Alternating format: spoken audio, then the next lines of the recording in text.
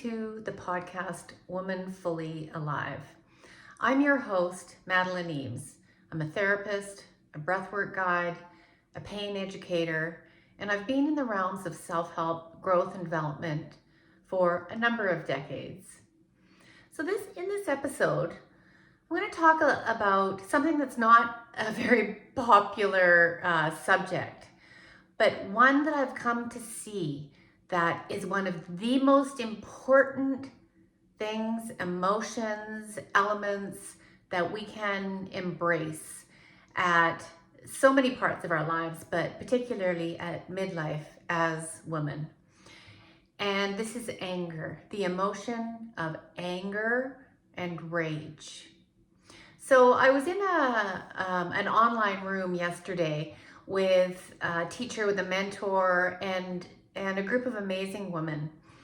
And this mentor had enough emotional intelligence to be aware of and pick up on and draw it out the anger that was rising in one of the women.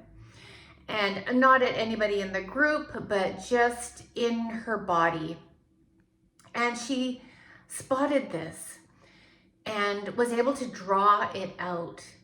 And as a result, it was almost like popcorn. One after another started to talk about the things that they were angry about, that they were frustrated, that they'd been irritable or even had rage about in their lives. This is not unusual, but it's an unusual conversation to have. So that's what we're going to dive into in this week's episode. So there are so many times in our lives where we feel dismissed or disrespected or not seen, not heard. And, that feeling of not being seen and heard, not only is it hurtful, but unless it's resolved, can give us some lasting shame in our body. And, sometimes it's not so much the shame, but it's the anger at the situation, the anger at injustice that we see or feel, and then the shame that comes in as an overlay on top of it, that I shouldn't be feeling angry. So I want to ask you how many times you might have said to yourself, I shouldn't be angry. I shouldn't feel angry. I should be grateful. I've got good health. Maybe I've got good relationships. I shouldn't be angry. So just stop for a minute and think about that statement. You've got anger rising in your body for some reason, and we say, I shouldn't be angry. And it goes right back down into our own body. Unfortunately, often it comes out later, maybe explosions at somebody on the street, a neighbor, road rage, or at your dog. Anger itself is a beautiful, sacred, and wise, protective emotion. Something wrong with anger itself. When we run into trouble is when we repress it. And anger gets either turned inwards towards ourselves in a nasty inner critic, in depression, in tension, in stomach aches, or it explodes like a landmine when an unsuspecting person steps on it.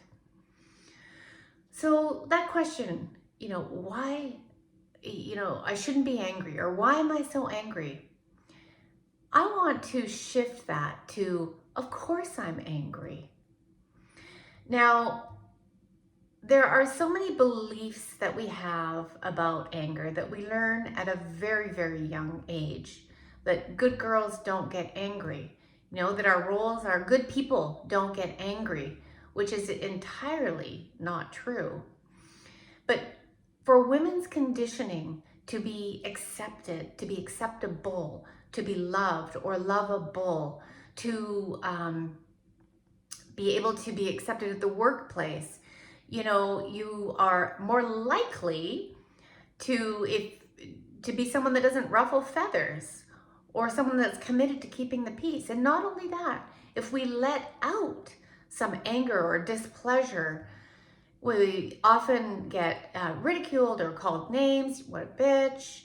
And the idea of an angry woman is not something that's accepted in our society. An angry man often can be respected as if he has something really important to say. So let's just get through that to begin with, the conditioning. And not only that, but when we look at the research of what happens when we press emotions, and anger is a particularly potent and powerful emotion, we do end up with higher rates of chronic pain, of depression, of chronic illness.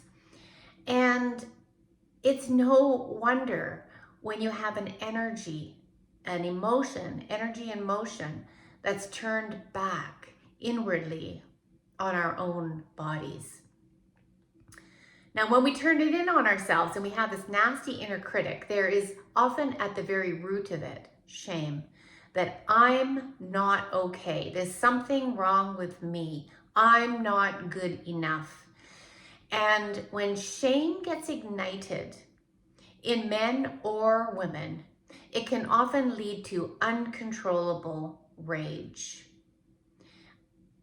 And, it's beyond just the normal, the safe expression of anger, I should say, but just free-floating rage. And that is very, very destructive, as we all know. So repressed anger let's talk about anger for a moment, the purpose of anger. If you think about anger, if my child is running out into the middle of the street, I am going to rise and be activated immediately. And I might even take them and say, "What are you doing? Don't ever do that again," if I'm lucky enough to catch them. I'm not angry at them. I have risen into a protective mechanism for survival. Anger is the energy that motivates us to protect ourselves, to fight or flight, to get the heck out of there. And also, it can be like a lid inside of ourselves, protecting us from softer, more vulnerable emotions, particularly shame. But shame, also sadness and grief and all kinds of other, softer, more vulnerable emotions that perhaps we haven't felt safe enough or ready enough yet to express or even to feel. So here's the thing about shame. Shame, even as I talk about it, this is why it's often missed in therapy. And even anger can be missed in therapy because we're so busy focusing on other things. But when we start talking about shame, it brings up the feeling of shame. And shame itself is a very yucky feeling because it's the feeling of worthlessness. It's the feeling of not good enough, not perfect enough. There's something wrong with this being that I am. I am somehow flawed in my design. Now, think about that for a moment. Our very life force is in question here. So it's no wonder it goes against our whole alignment of who we are, the alignment of our soul to feel shame. We're going to do whatever we can to not feel that thing. So anger comes in often to even protect us from that. What a wonderful gatekeeper she is, anger. So there's one of two things that happen when we start to feel our anger. And then this is what I do in my sacred rage and expansion breathwork journeys. One of two things happens. One is that you just get a very good release, and the anger and the rage just releases from your body, and there's a freedom and a peace and a spaciousness and expansion that follows because you're no longer trying to contract it and keep it down and, give yourself terrible stomach aches. Or it's like taking the lid off a pot that's ready to be taken the lid off of, it's boiling. And there's an unraveling of these softer, beautiful emotions like sadness and grief and loss and maybe embarrassment, regret. All of these things that are just waiting to be released, but are being held very tightly in your muscles and your tissues. So if we can release the shame and the beliefs that we have around anger and feel it and learn a way of expressing it, whether it's breath work or journaling or whatever it is for you, we start to be able to release that heavy weight. Now, shame is one of the densest, heaviest emotional energies that we can hold in our body. And on Hawkins' scale of consciousness, it's at the very bottom. It's like the rocks on the bottom of the ocean. When we can start to release that and release the anger that perhaps hold it in, we can start to rise.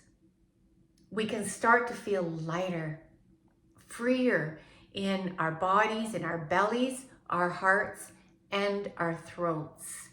And this is what I have seen so many times. This is why this is so important for us, particularly as women at midlife.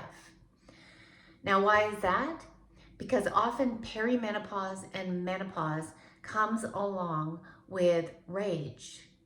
There's probably, any number of reasons for that.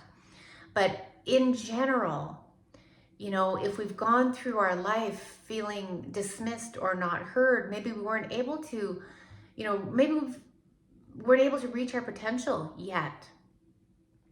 Maybe we've been looking after children or elderly parents, and we haven't had time for our own soul expansion. We are going to feel anger. And so I'm sure that contributes to it, that contributes to this rage. Yes, there's hormonal things going on as well. But if we have had this experience of oppression creates anger because oppression is a humiliation. And if you have ever experienced humiliation, which you probably have in some way or another, you'll know that seething anger that sits underneath the shame, right? So yeah, this is a really super important conversation that we're having here. So anger is like the eyes that can see injustice, that can feel injustice, and will stand up and say, no, that's wrong. And if you notice, I say stand up because it's a body thing, and you use your voice to say, no, this is wrong. And if we haven't had the safety or the moment, maybe it's been too overwhelming, too much too soon, in those moments, that's the moment that they get swallowed and internalized inside our own body. So those moments where they weren't able to be expressed are the moments that come back, sometimes in the most inopportune times. And this is why the sacred rage journeys are so important. So the emotion of anger is here to help you to get metabolized into an energy that's not destructive outwardly or inwardly. Now, if you're a sensitive person and maybe an empath, and you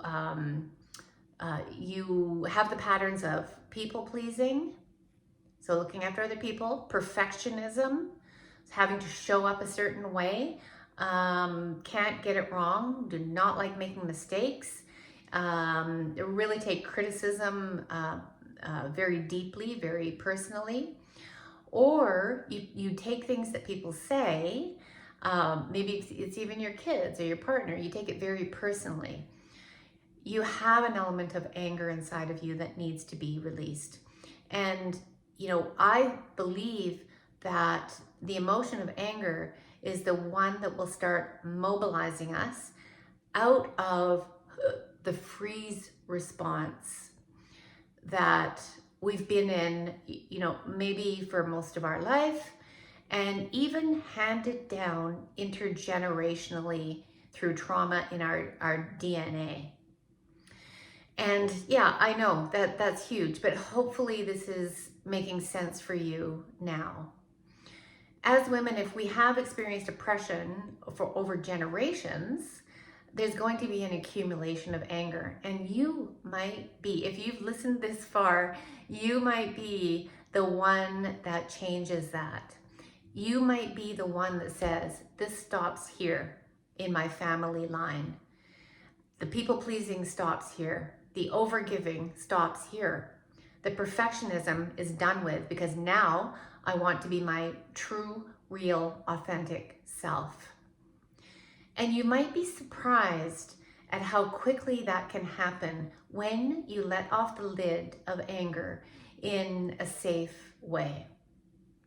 And what I mean by safe is there's no one particular right way, but in a way that allows you the time and the space and the privacy to go from the beginning through the wave right through to the end.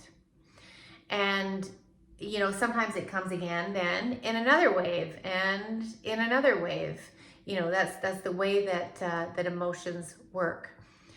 But once you've started, you'll find out that it's not as scary as you A, have been told, or B, have believed it to be. So if this is, landing with you, if this is hitting home, because I think it does for many, many women, reach out to me, send me a message, leave a comment. And I do personal one-on-one breathwork journeys. I work with people over 6 months at a time to really release the layers of density that have accumulated in the body that keep you stuck in patterns of codependency, of people-pleasing, and self-destructive, not just habits, they're addictions that prevent you from feeling what you feel, from being who you are, and from living the life that you are here to live. Because this life force that runs through you is being protected by the emotion of anger. And your life force, it's a life force. And it's protecting the life force of other people and yourself. That's how important it is. And we see, the rising of this on the planet and in all kinds of destructive ways, on social media, in wars and other destruction going on. But you can take care of your own anger, and you can start to create a life that you love. And this might really be the key for you.